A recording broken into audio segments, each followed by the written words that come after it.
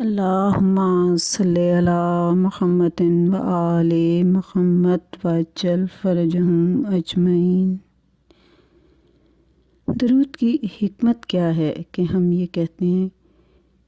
اللہم صلی علی محمد و آل محمد، یعنی اے میرے رب کریم، ہم درود پڑھتے ہیں لیکن تو درود بھیج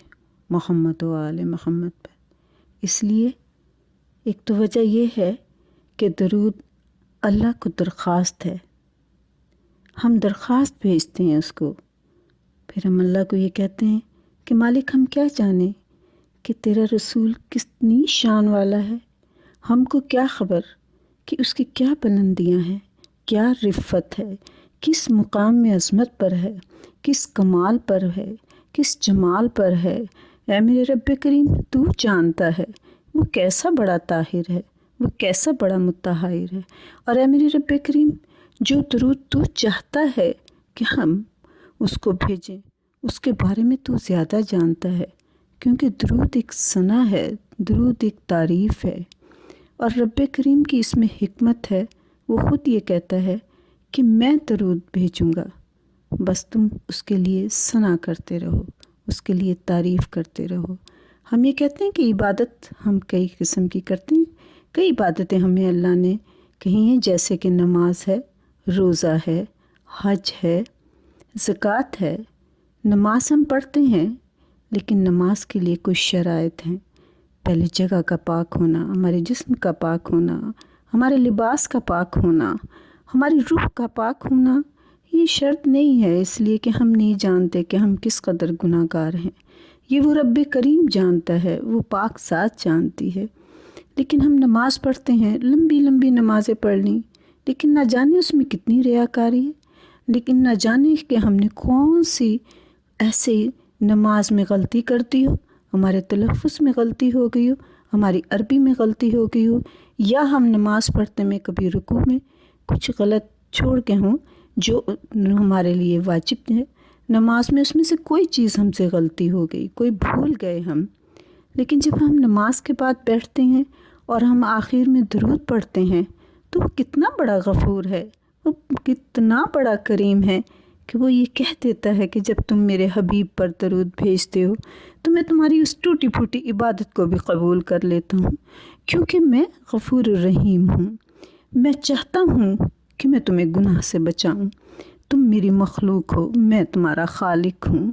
میں تمہارا معبود ہوں، تم میرے عبد ہو، اس لیے میں تمہارے لیے کوئی ایسا رستہ رکھتا ہوں، اور اس میں سب سے بڑا ایک رستہ یہی ہے کہ میں نے درود رکھا ہے کہ جب تم درود پڑھتے ہو آخر میں تو تم وسیلہ بنا لیتے ہو رسول اور آل رسول کو، تو اس وسیلے سے میں قبول کر لیتا ہوں تمہاری اس نماز کو بھی۔ اسی طرح سے ہم یہ کہتے ہیں کہ ہم حج کرنے جاتے ہیں تو ہمارے لیے ضروری ہے کہ کچھ شرائط ہیں، وہاں پہ بھی ہمیں مختلف مقام پہ جانا بھی ہوتا ہے اور اس کے حساب سے ہی ہمیں حج کرنا ہوتا ہے، یعنی ہمارے لیے ایک مہینہ مقرر ہے۔ اسی طرح سے ہم رمضان میں روزے رکھتے ہیں تو روزوں کے لیے ہمارے لیے ایک مہینہ مقرر ہے، یعنی ہم روزے صرف اسی مہینے میں رکھ سکتے ہیں، باقی اگر ہم رکھنا چاہیں تو ہم قضا رکھ سکتے ہیں، کوئی مجبوری ہو تو، لیکن ہمیں مقرر ہمارے لیے ایک ہی مہینہ ہے کہ جس میں ہمیں روزے رکھنے ہیں۔ اسی طرح ہمیں زکوٰۃ کے لیے، تو ہماری تمام عبادتوں کے لیے کوئی نہ کوئی وقت یا کوئی نہ کوئی مہینہ مقرر ہے۔ اور ہم گناہ گار آدمی ہیں، ہم گناہ گار انسان ہیں، ہم سے کوئی نہ کوئی غلطیاں ہو سکتی ہیں، وہ غفور الرحیم ہے، ہمارے ہاتھوں سے گناہ ہو سکتی ہیں، کسی کو ہم نے غلط اشارہ کر دیا ہے، ہماری آنکھ سے غلطی ہو سکتی ہے، کسی کو ہم نے آنکھ سے غلط اشارہ کر دیا ہے، یعنی کسی کی طرف ہم نے عیب جوئی کے حساب سے نظریں ڈالنی اور ہم نے کہا دیکھو وہ کیسا شخص ہے۔ اسی طرح ہماری زبان سے غلطیاں ہو سکتی ہیں، ہم جھوٹ بول سکتے ہیں، ہم کسی کی غیبت کر سکتے ہیں، کسی قسم کی بھی غلطی ہم سے ہو سکتی ہے،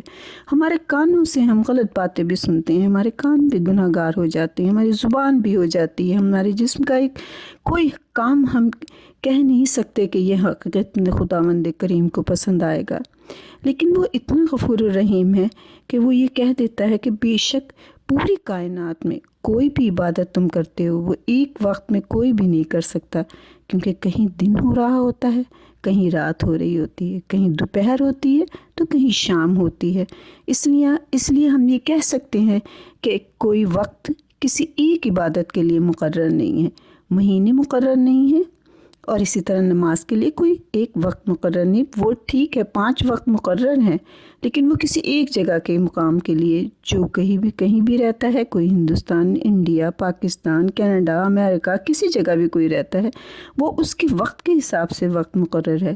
تو ہم یہ کہتے ہیں کہ یہ پوری دنیا میں اس وقت صرف فجر کی نماز نہیں پڑھی جا رہی ہوگی، کیونکہ وقت مختلف ہے۔ اس وقت کہیں صبح کی نماز کے علاوہ ہم یہ کہہ سکتے ہیں مغرب کی نماز کا کوئی ایک وقت نہیں ہوگا کہ پوری دنیا میں ایک وقت میں مغرب کی نماز پڑھی جا رہی ہوگی۔ وقت مختلف ہے، کیونکہ سورج مختلف طریقے سے مختلف وقت میں ظاہر ہوتا ہے۔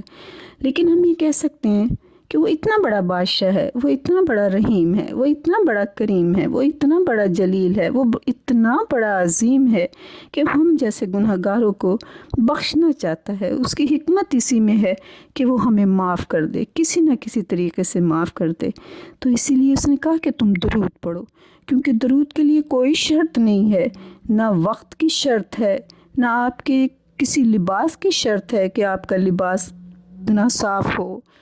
اگر کوئی شخص بھی ہے، فاسق و فاجر بھی ہے، گناہ گار بھی ہے، میلا لباس بھی ہے، اس کے گناہ گار کے اتنے گناہ کیے ہوئے ہیں، لیکن اس کے باوجود جب وہ اس کے حبیب کا نام لیتا ہے، وہ یہ کہتا ہے اللہم صلی علی محمد و آل محمد، تو رب کریم خوش ہو جاتا ہے اور کہتا ہے تو نے میرے حبیب کا ذکر کیا ہے، تو نے دعا کی ہے کہ میرے حبیب کے لیے تو نے دعا کی ہے، کیونکہ مومن کے لیے درود دعا ہے حبیب کے لیے۔ تو جب کوئی بھی گناہ گار درود پڑھتا ہے اس کی دعا قبول ہوتی ہے، اور خداوند کریم کہتا ہے کہ جہاں میں نے تیری ہر پریشانی کو دور کر دیا، تو نے میرے حبیب کی ثنا کی ہے، تو نے میرے مزمل کی ثنا کی ہے، تو نے میرے مدثر کی ثنا کی ہے، میں نے تیری دعا کو قبول کیا، میں نے تیرے گناہوں کو دور کیا، اور اب تو نے اگر ایک دفعہ درود پڑھا تو میں تجھے 10 بار اس کا ثواب عطا کروں گا، اور تیری طرف سے میں درود پڑھوں گا۔ اور خداوند کریم، اسی لیے ہم یہ کہتے ہیں کہ اللہم صلی علی محمد کا مطلب یہ ہے کہ اے اللہ تو درود پڑھ، اس لیے کہ ہماری زبان میں وہ اتنا اثر نہیں ہے، اتنی طاہر نہیں ہے، اتنی مطہر نہیں ہے، جتنا کہ تیرا حبیب، تیرا کالی کملی والا، تیرا مدثر، تیرا مزمل، تیرا وہ حبیب کہ جو سراج منیر ہے، اس کی تعریف ہم تو نہیں کر سکتے، ہماری زبانوں میں اتنا اثر نہیں، لیکن تیری زبان میں ضرور اثر ہے۔ اے رب کریم، ہماری اس دعاؤں کو قبول کر لینا، ہماری اس عبادت کو قبول کر لینا، اور اے میرے رحیم ہماری پریشانیوں کو دور کر، بیماروں کے جو کوئی لا علاج مریض بھی ہے اس کو صحت و تندرستی عطا کر دے۔ تجھے واسطہ ہے محمد و آل محمد کا، ہماری دعاؤں کو قبول کر، مستجاب کر۔ اللہم صلی علی محمد و آل محمد و اجل فرجہم اجمعین۔ اللہم صلی علی محمد و محمد و